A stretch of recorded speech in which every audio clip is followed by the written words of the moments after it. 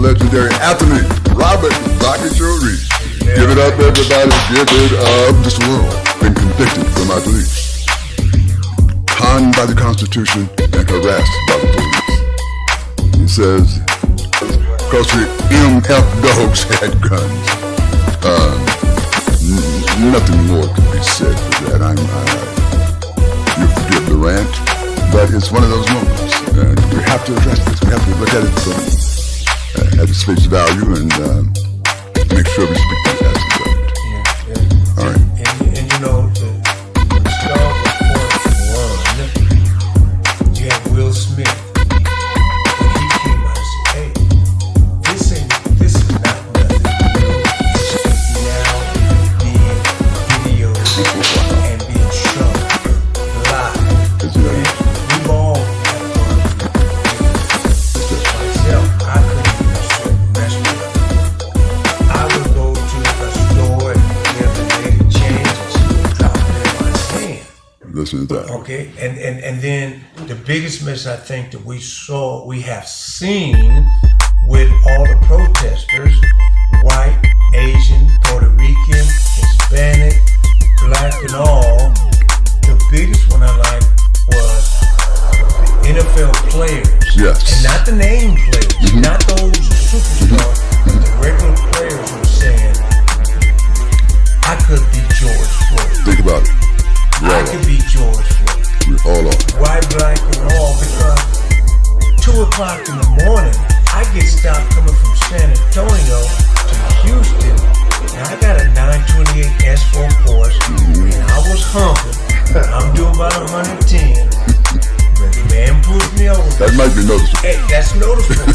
And the first thing you do when I got out the car, I saw he just came to my chest. So I went to the back of the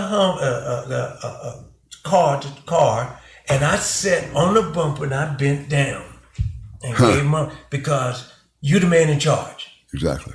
You're not gonna be standing up. But the thing we're seeing, and our special guest will be able to expound on it too, seen it in a professional life, this has been going on. Now the light is being seen, and everybody is coming out together. Yes, it has. You know, the 3 words, enough is enough. By all means. And this has garnered world sympathy. It's touched people from hither to thither. I mean, Yes. New Zealand, people in the streets doing the haka. Yeah, oh. We got No, wait. I'm going to say, can you imagine the protesters doing the war dance Come on. in front of the police? Come on. Oh, man. Either they're going to throw their shields and batons down, or going to start locking and loading. No, that's right. Because when you see them doing the haka before the soccer matches, Mercy. man, That's incredible. somebody That's get incredible. a little chicken little in them.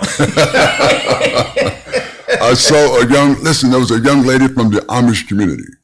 She's there with a dress below her knees and some stockings on, and she looked like somebody said from the children of the corn. And she's got a sign saying Black Lives Matter. Yes. When the Amish come for you, you know you're really screwed up. Oh, because they very poor. Very often they don't And then participate. here come the Amish. Yes. Only thing they didn't do was have the horse and buggies. Can you imagine 100 horses and buggies come looking like rawhide That could stop or traffic. wagon trains? And they sitting there. Oh man! If you want to interrupt the supply chain, bring horse and buggies. There all you right? go. There you go. But we have a young man here today, and we're so proud to have him aboard. Dr. Marcel Thompson, MD, OBGYN. Will you give it up? All right. Thank you very much. How are you doing this morning, Dr. Thompson? I'm doing really great, and really to kind of expand on what you're talking about, this is interesting that this is Men's Health Month, and when we're looking at Black men, and since this is Men's Health Month, Absolutely. and looking at one of the leading mortalities, in particular in the age group, is it's not heart disease, it's not drugs or anything. It's the mortality of our young Black men being killed by Wow. the police. Is that right? It's the the violence is that's killing just black men. So I think as it's more kind of fitting as we're here that looking at the the statistics of what is killing particularly our black youth and addressing that particular aspect of things. Even it's crazy that we've been in this COVID-19 era, and it seems as though the COVID that was something we talked about last year. Yes. Yes. It's in the relativity of the things that have been occurring for the past week or two. It almost seems as that is almost little or pales to the severity of what we're doing. Interesting. It's taking a back seat. Right, which is even interesting. We don't see the numbers of those who caught or the number of deaths.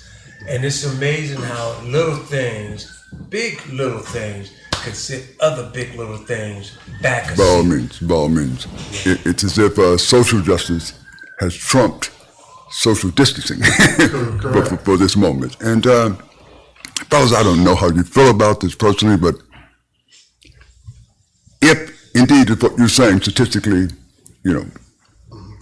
death and morbidity among or mortality among black males is contributory to violence of some sort, there needs to be a moratorium on what we do from a policing point of view. That's a strong need for police reform, guys. Because this brought it to light, and as you mentioned, it's not getting worse, it's getting filmed. It's getting filmed. Yes. It's getting filmed. And I think it's, a couple of people, when companies have different issues, so far as with the sexual harassment issues different, and the financial responsibilities of the companies is far, in particular in our case, in hospitals, when that quality issue becomes more of a financial burden to that particular industry or entity, then different quality measures are put in place so that those different issues are addressed or educated within their particular entity. For instance, with sexual harassment, companies before had no real true sexual harassment policies, and it made it mandatory that their executives, that their people be trained in how to recognize the sexual harassment, how to recognize bias within themselves, and then that protects the company. And I think when you are looking at things or issues such as police brutality and the reason why it continues to go on, if the police or the cities were accountable to financially, accountable to what they were doing and what their people were doing, the behavior would change. Sure.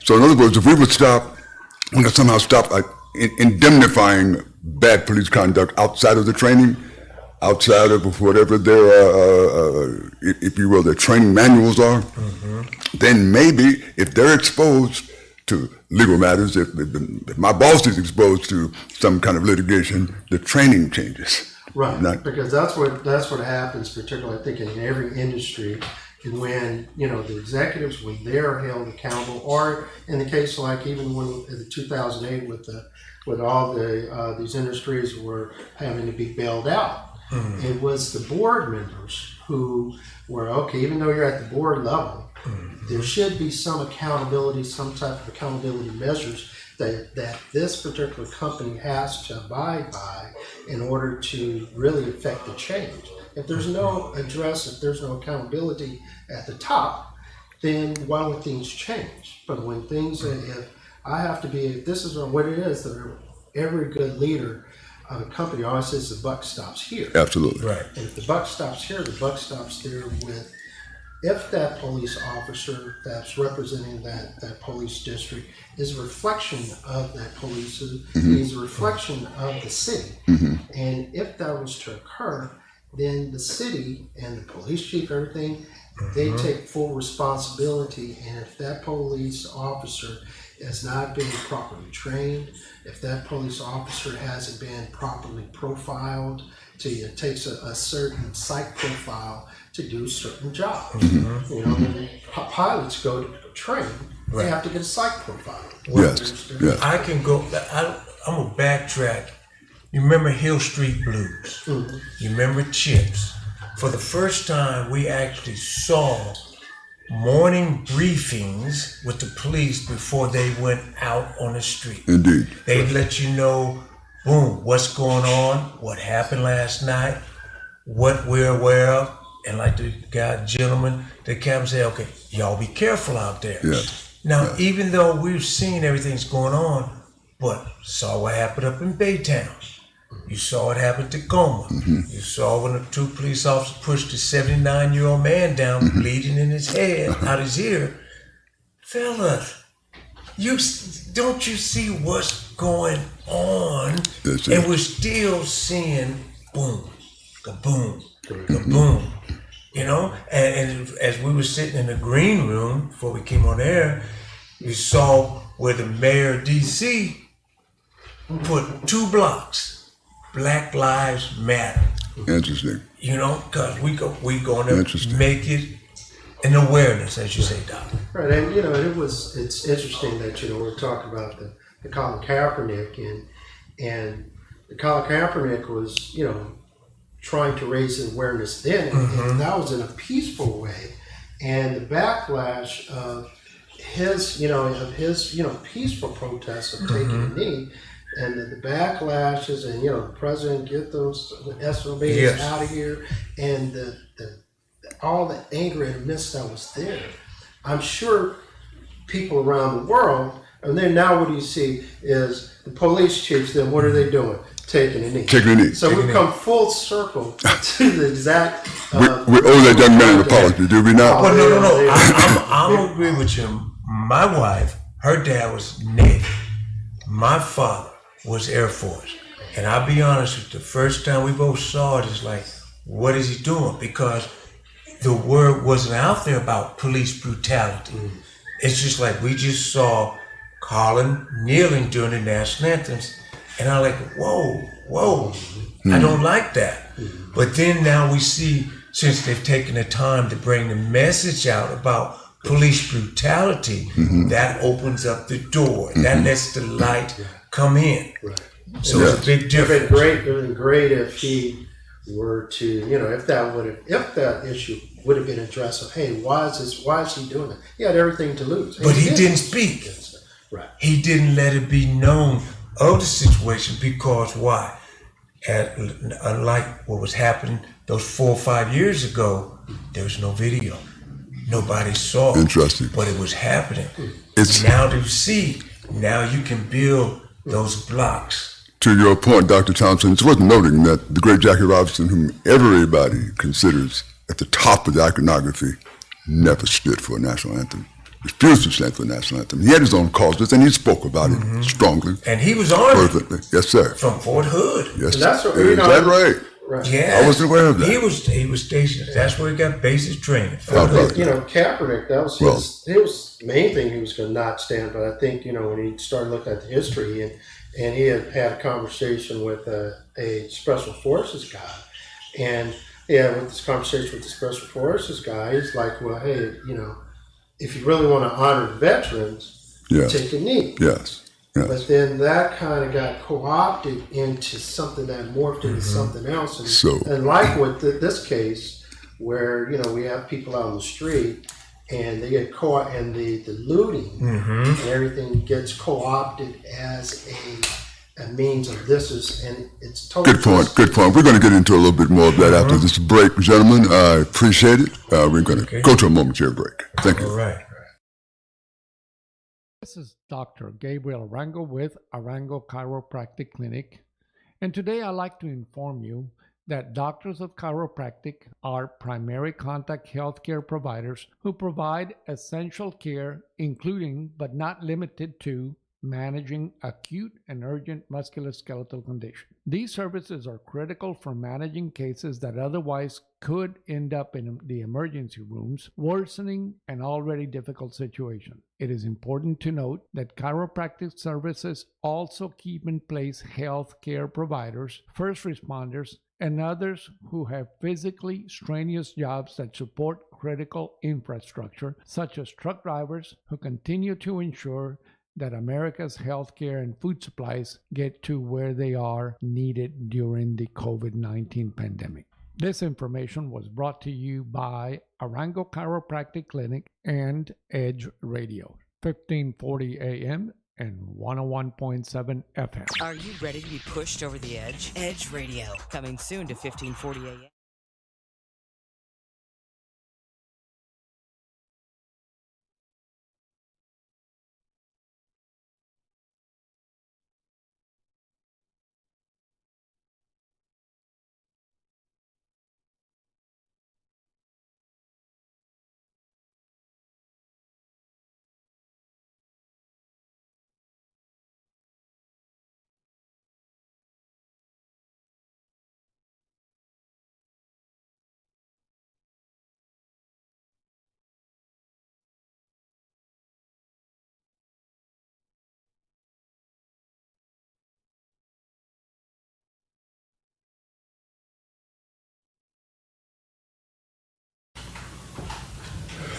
And we're back.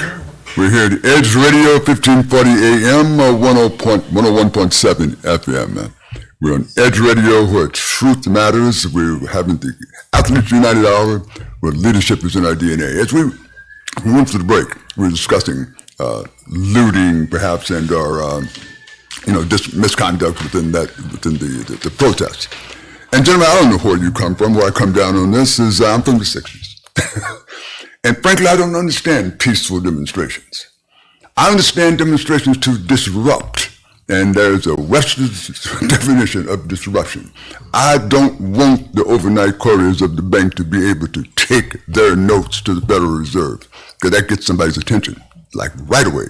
I don't want the 18-wheelers to be able to manage and offload their goods, because that snaps the supply chain and gets somebody's attention, like right now. What I need is your attention.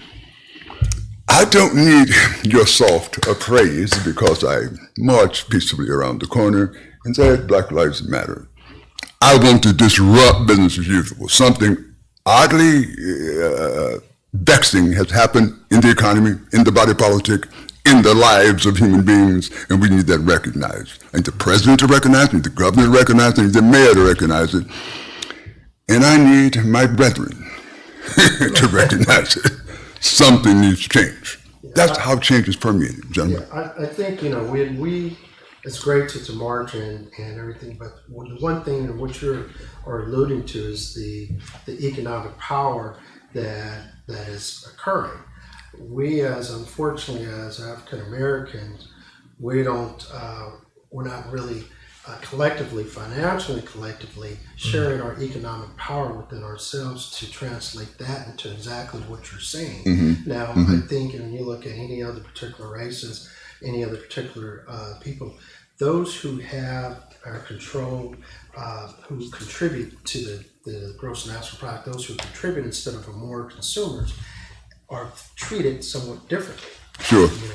There's no when you look at the injustices in right now, what's allowed, Trump or the conservative aspects, they pick on those who are of the weak.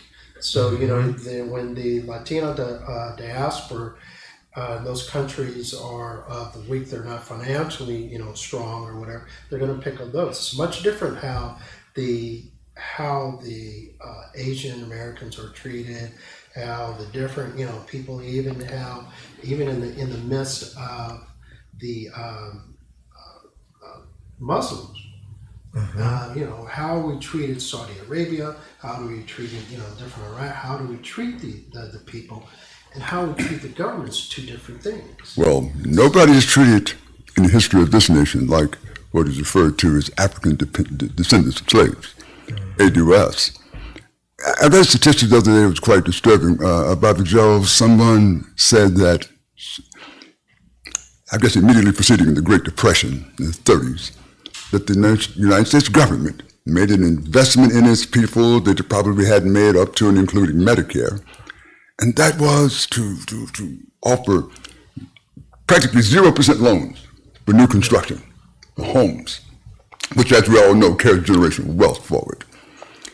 And from the 30s up until the early 70s, a minuscule amount of those loans went to the African American community. Yeah, just a little bit. But look what happened. Look what the black community leaders did. They built their own downtown, their loan store, their church, the businesses, the movie theaters. They made their own municipal Correct. organization and all. And they look at even with Freemantown here. Freemantown in Houston. Okay? They had the wall, people had to cross or go downtown to work.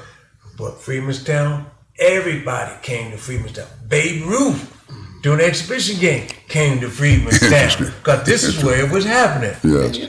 Yes. Even with the example of the PPP loans and the lack of, I think, black-owned banks, and with the lack of the black-owned banks and then the ability of community to get capital to provide for those particular shops and stuff that continued to happen. And we saw, when Bank of America on the PPP loans, Bank of America, all the bigger banks, that money went to their bigger people that was in the part of their banks. They didn't flow to the smaller, and unfortunately a lot of the African American and the Latino to bank, shop owners and stuff. So I think that was a prime example of how, when you want to control so far as the capital of a given community. Now we're living in a time where I think we're African Americans and Latino. There are a lot of us who have some substantial amount of capital that we can park our money. Why would I park my money in Bank of America, who takes my money to lend out to other people, not of me, not of my kind, but of someone else's kind? Why don't I park? I got to park my money someplace. If I have excess capital, why don't I park that money in maybe a black-owned entity, Federal Credit Union? That's interesting. That uses your capital, which they would already use anyways out, but they're using your capital to promote different businesses within that given community. Because think of this: a flower shop, a boutique, ladies' boutique, a restaurant that everybody knows.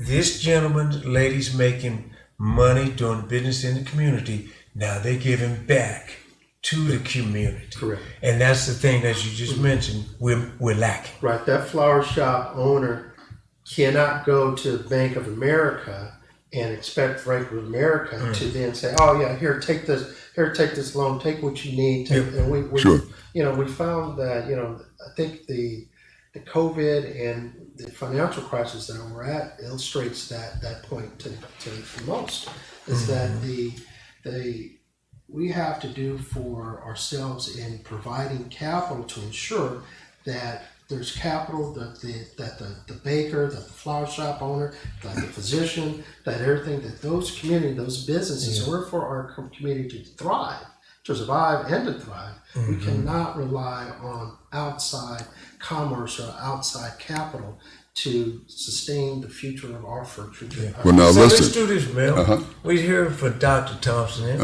Let's talk about what Dr. Thompson, how he's helping the community. Yeah, think about it. Think about it. Doctors helping the community. This is Let's Edge get Radio, to the my meat brother. of This that. is Edge Radio, where Okay. truth matters. Yeah, let's go. Let me ask you a question, doctor. At some point, you decided, I'm going to be a doctor. Yeah, at some point in your life. What drove your particular discipline? I mean, why obstetrics? Well, right. I mean, I was very blessed and understood what I wanted to do from 6th grade. And obstetrics are just women's health, and kind of intrigued me initially. I grew up around a lot of women, so for me, women's issues were somewhat discussed, particularly the time of puberty with a lot of women. And I had, We know about that, do we not? Yeah. And so, opportunities were arise and blessings. And then when I went to medical school, it was something that still intrigued me. I like the idea of doing surgery. I like the idea. It's a pretty good, good profession. Interesting. So then now I transitioned to, I don't do any more deliveries. And I really, as I've gotten older, I'm a 52-year-old man. And Baby. yeah. Yeah. But I'm at that. That was 50 years old. I'm at that transition where you two gentlemen definitely know from when, there's a difference between being 40 and 50. Right. Yeah. And it's that change. And then even with my patients, with my female patients, and, they're no longer wanting to have, earlier in my career, everybody just wanted to have babies, Now women transition to reaching menopause. They're going through different life, physical life changes. Indeed. They're going through those particular things. And so there's different treatments that I do that address that. But I was finding out that, women, what makes, it's in the complete, she has a partner. And intimacy is part of having and being in a relationship. Oh, for sure. And so you've been married to somebody 30, 20, 30 years, and he's going through, hormonal issues as testosterone. She's going through hormonal issues. And intimacy sometimes takes a back seat, and we don't really understand why are we emotional, physically changing for this person that I love. So part of my addressing with a lot of my female patients, and I'm like, part of your issues, I'm like, we got to get your guy in here. If his, the ability for her to have quality intimacy is based upon the ability that her partner, if she's a heterosexual, if her partner is not very active, well, why is he active? So that led me into understanding men's health and understanding what's going on with men's health, with the testosterone, with the different changes that are going, as I'm going through those changes. Sure. So I come from a unique perspective in the fact of, I understand women's health, and I understand so far as, from a women's perspective of the changes that she is going through and how to address those changes. In a couple setting, I come from that perspective, not only that I can kind of talk to her, but I can talk to him as a male, from a male perspective, and I understand the different changes that you're going through. These are the things that we can help you to get to a better point healthy-wise. If you're healthy and she's healthy, your intimacy is healthy. That's interesting. Well, let me ask you this, Doc, and understand the ladies, and anytime we say OBGYN, everybody automatically female. Female. And the husband, the boyfriend take the other to the doctor. Right. Now, how is it that you've been approached by people to talk to the male? How does that go about? How do you be interjected to you? Yeah. From that particular perspective, it's more so far as on an intimacy way, and a lot of times in how I market or produce myself is not necessarily maybe as a GYN, because OBGYNs are we fit in two dynamics. We are primary care physicians, and we are specialists. Okay. And I function as a primary. I was in the Army, and so it's not that I'm comfortable with treating men. I'm more comfortable with treating women, but like I said, I'm also more comfortable treating men. Now our clinic, I'm bringing on a male nurse practitioner, and that is devoted to men's health. And from the full spectrum of men's health, we look at, so far as the diet, we look at the hormone aspect of what's going on with them, look at their lifestyle, look at where we're going. They may come to me with an intimacy problem. Either it's erectile dysfunction or sexual enhancement. I had a young man in my office the other day. He may be coming here for erectile dysfunction, but his diabetes isn't managed because he is probably overweight. And I could give him different medications, different therapies to improve his sexual health, but his sexual health is really truly dependent upon his physical health. Okay. So hormones, which that term is typically associated with sexual intimacy, has broad implications of what you're telling us. It's just not all about. Oh, most definitely. You know, the aspect of how hormones play in just the general well-being of the individual, both men and women. Give us three, if you will, important hormones or critical hormones in the human body. Well, definitely for women, it's estrogen. For men, it's testosterone, you know, thyroid management. There's growth hormone management. There's cortisol levels, which measure, you know, your blood sugars. So it's all of the understanding all of the particular hormones, understanding how they work in sync to get the desired effect of the patient. A lot of times people go to the physician and they come with one particular aspect. Say, for instance, like with men, they may, I have erectile dysfunction, and you know, and the men are coming to you for, well, I have erectile dysfunction, but they come to the same doctor, and the doctor's been managing their diabetes. Never really addressed the patient is coming to you for erectile dysfunction.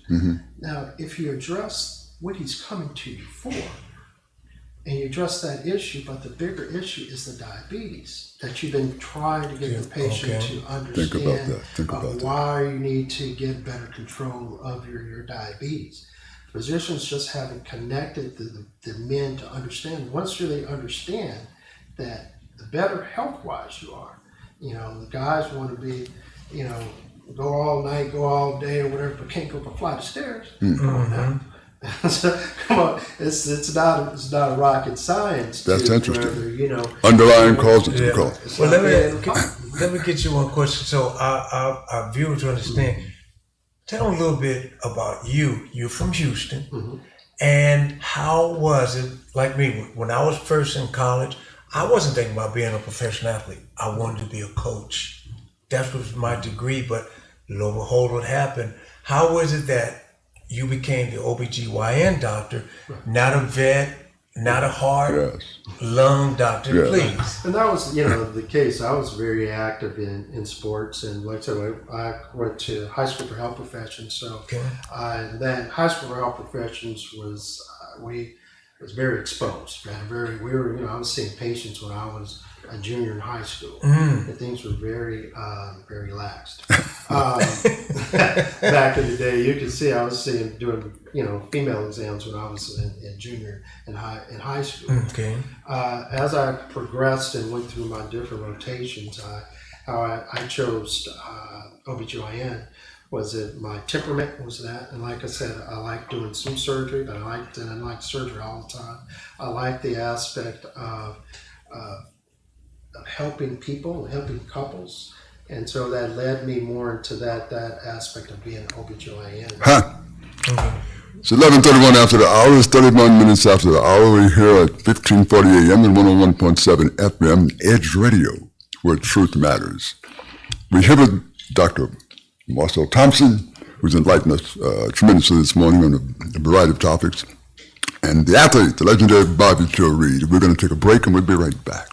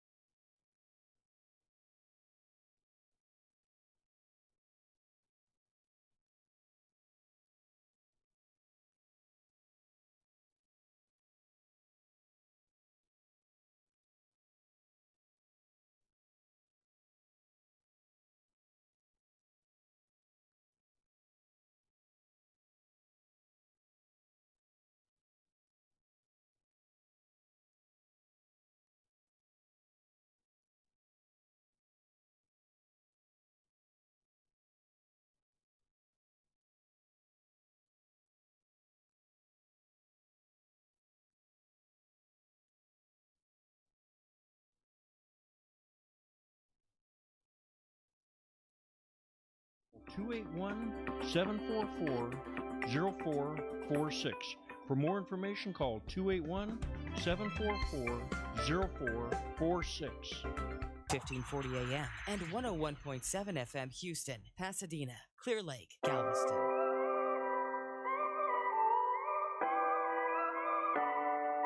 This is Dr. Gabriel Arango with Arango Chiropractic Clinic, and today I'd like to inform you that Doctors of Chiropractic are primary contact healthcare providers who provide essential care, including but not limited to managing acute and urgent musculoskeletal conditions. These services are critical for managing cases that otherwise could end up in the emergency rooms, worsening an already difficult situation. It is important to note that chiropractic services also keep in place health care providers, first responders, and others who have physically strenuous jobs that support critical infrastructure, such as truck drivers who continue to ensure that America's healthcare and food supplies get to where they are needed during the COVID-19 pandemic.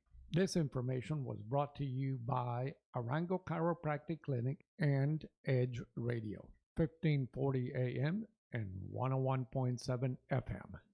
Hi, I'm Ben Affleck. The only thing better than playing a hero in the movies is being a hero in real life. Like the 50,000 veterans who returned from Iraq and Afghanistan with devastating injuries. They are true heroes, and they're why I'm proud to support Paralyzed Veterans of America. For more than 60 years, Paralyzed Veterans of America has made a promise to never leave a fallen comrade behind. They make sure veterans with spinal... And we're back. We're back with Dr. Marcel Thompson, OBGYN, and Bobby Joe Reed, the legendary Rocket. As we went to break, we were discussing hormones and how it impacts human lives and how it impacts the length of our lives, if you will. Doctor, tell us that there is hope. Give us something to feel good about today. There is very, very much hope. And today, our understanding and the technology has gotten to where we're able to, provide the body with hormones, and hormones are a way of us maintaining vitality. We have two things. Once you get a little bit more mature, and I'm at the early stage of maturity. We want longevity. With longevity, we want vitality.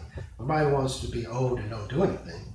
As we go into these years, we want to be able to have a very active life, a very life in which one that our bodies can engage. Not only our bodies, but our minds can engage.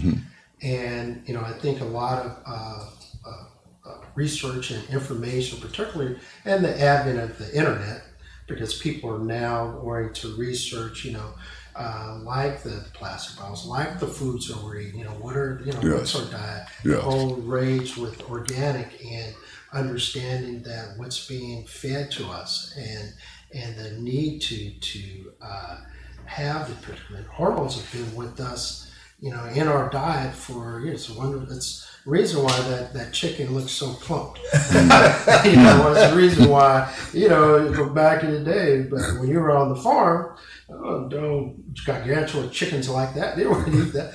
But, so they adding, it's added hormones, added different things that are into our diet. Interesting. And also the nutrients that we are eating are devoid of a lot of minerals that were responsible to clear some of these hormones and to clear things. And so the research is now kind of recycling back into how's all this all put together. Yes. And our job, I think, as physicians or as practitioners, is to try to dissect what's out there and what particular types of hormones or what particular types of therapies that we can provide to the patient that adds vitality, because that's at the end of the day, everybody, you can have a lot of money, you have been successful in your career, but it doesn't mean anything. You can't remember your name, nor can you get off the couch.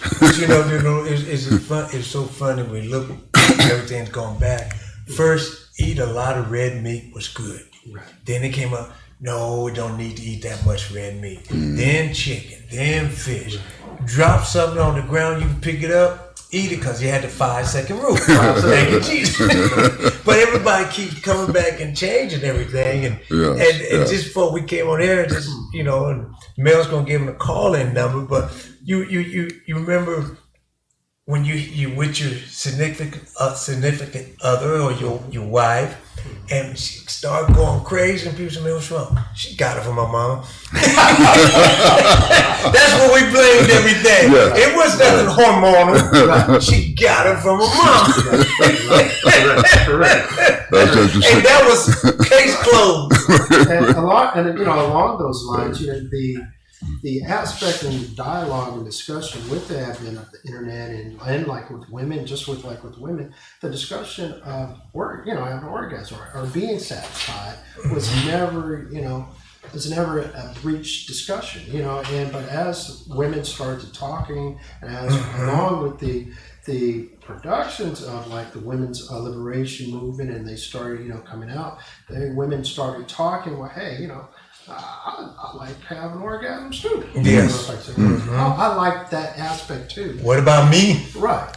And a lot of the research, and as we start to understand those old dogmas or those old paradigms of thinking and just attributing to, well, that's just because they're that way. We now are starting to understand that she's that way because it's hormonal. That me and my wife go through that, a lot of.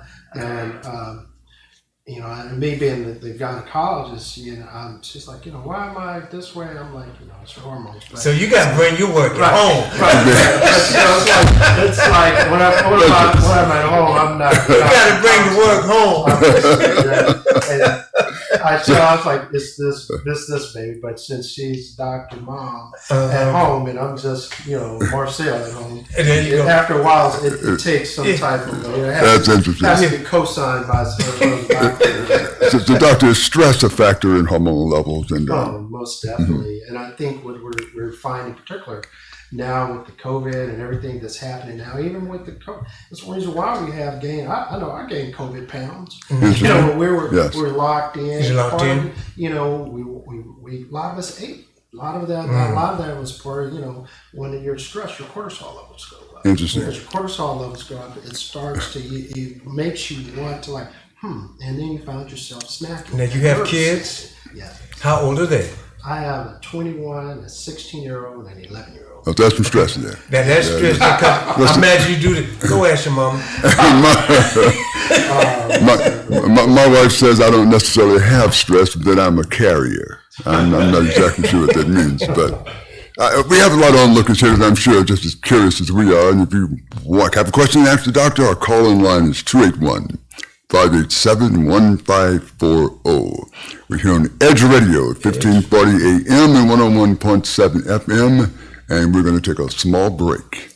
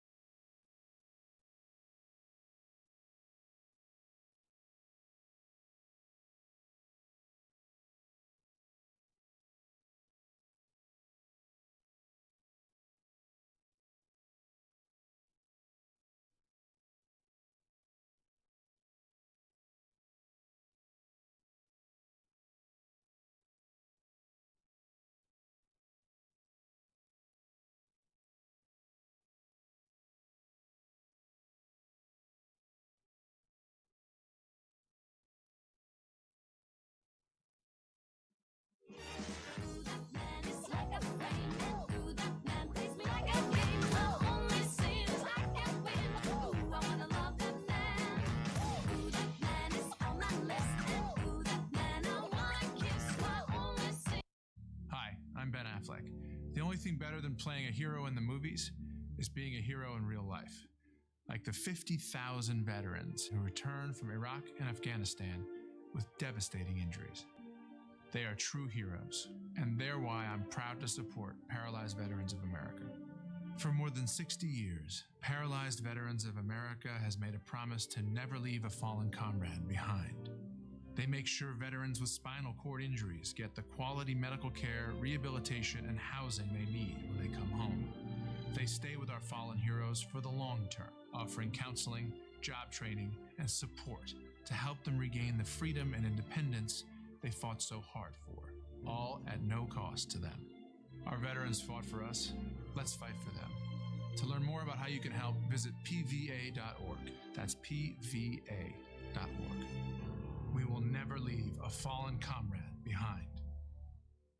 Are you ready to be pushed over the edge? Edge Radio, coming soon to 1540 AM and 101.7 FM Houston, Pasadena, Clear Lake, Galveston. All right, everybody in the car, let's go. What are we gonna do first when we get there, Mom? Go for a hike? Sure. What about canoeing? Can we go canoeing too? I don't see why. How long does it take? And we're back. 1540 AM, 101.7 FM. We're in Edge Radio for Truth That Matters. It's 44 minutes after the hour, and we continue our conversation with Dr. Thompson and the athlete Bobby Joe Reed. Hello. Listen, Doctor. We're talking hormones, we're talking stress, we're talking Men's Health Month, and I understand June is. Correct. Okay. If indeed this mask, can you solve that issue for us? Can you give us some sanity on that, or tell us, or at least clarify if it's effective or not? A cloth mask. Oh, the cloth mask. Mm-hmm. Initially the study, if you have the virus and you don't know that you have it. So it's a lot of times, the flu virus goes out, every year there's different flu viruses and you'll get it, but your immunity will, depending on where you're at with your immunity, depending on whatever your comorbidity, you take it in, you may get a little sick or whatever, and then you keep moving, but you have it. So the purpose of the mask is so that they're not, it's limiting the spread. Mm-hmm. However, the virus is the particles, that was the reason why we had the N95 mask. Mm-hmm. Because the N95 mask can N95 due to the fact that it can block out 95% of the particles that was in that. That's what they mean. Yeah, right. Okay. All right. Which part of it was the aspect of the virus, coming in. So if the virus, the mask in itself, if a person is truly infected, it may limit the amount of the viral particles that are going to be emitted and that someone else will inhale, but it's just limiting that amount and stuff. So it's not the fact, and if you have that's why I was recommending that you wear an N95 mask, or that at least the personnel wear N95 so they don't inhale with those particular viral particles. You mentioned the term comorbidity. I'm going to presume that somebody out there is as dumb as I am, so please explain that to us if you will. And the call-in line again is 281-587-1540. Doctor? The comorbidities mean if you're having high blood pressure, diabetes, if you're having stress, these are things that you are contribute to the illness or the general wellness of the individual. Mm-hmm. So a lot of the reason why we have a big disparity between how many black folks are dying is because it all stemmed from the fact that these black folks weren't getting the proper health care in the first place. Correct. So if you had the diabetes, or your diabetes is not well controlled, not well managed, to the point to where you're starting to affect whether your kidneys, your lungs, or whatever, when the virus comes along, it sees that person's immune system is already somewhat depressed. Mm-hmm. So the virus comes along, it doesn't help it. So it only exacerbates what was already kind of going on present before. So individuals who are older individuals, or anybody who has a suppressed or depressed immune system, they're more vulnerable to the virus. So, staying healthy, getting back, doing, your proper diet, having better control of your blood sugars, your thing. Now, a lot of times, sometimes some people say, well, I know somebody and they were doing the same thing and they were healthy and they died. Yeah. There's always going to be, I think, outliers on this, but when we see that the majority of the people, particularly who started to get on the ventilators, they had other comorbidities, other illnesses I see. that kind of contributed to that. Huh. So But you know, the one thing I noticed, my wife and I, we talked about it. Look at how it has affected the United States of America. And you look up north, Minnesota, cheeseheads. Here's in the South, good old boys, cowboys. Go on the East Coast. You know, you got the Broadway people, the classical. Go out the West and you have the beachheads and all. And in the middle, you know, country, Western and all. But look at the difference of how Spain and Germany, Norway, and England, how they've all said, it's more or less they were all on one page. We weren't on one page. Yeah, correct. You know, that's the mind-boggling stuff. We're German, we're Norwegians. This is our country. But here, everything is just so. And that's been I think the fault of, probably the administration with the inconsistency.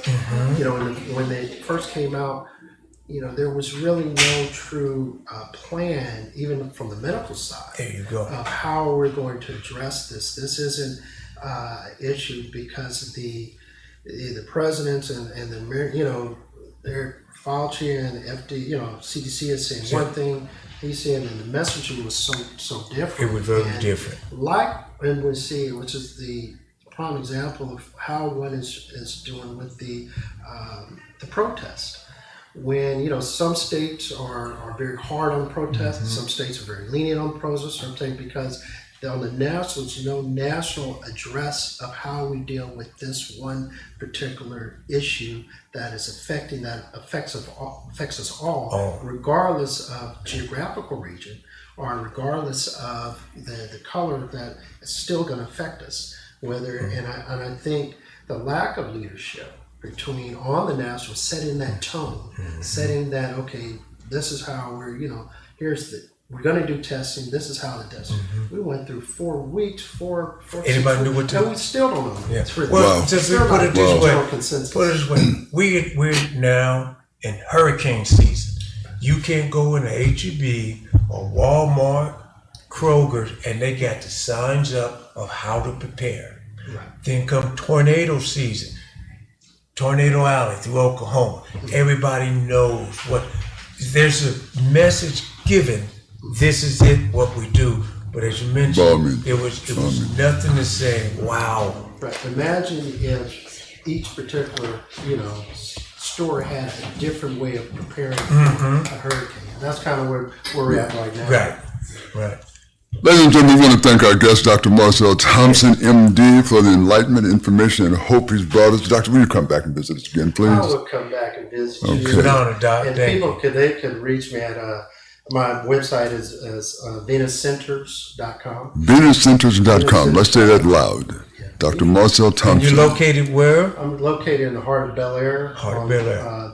Between Biscayne and Rice. Okay. So we welcome both men and women and stuff for our patients, and would love to just, you know, bring the patients in.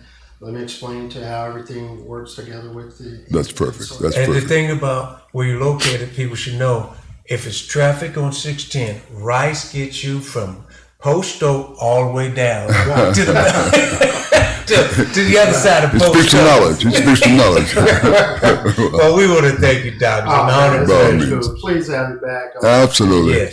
This is the Athletes United Hour, and Bobby Joe, what radio show are we on? Which one is it? Edge. Edge Radio. Where what matters? The truth. Truth matters. Thank you, sir. Thank you.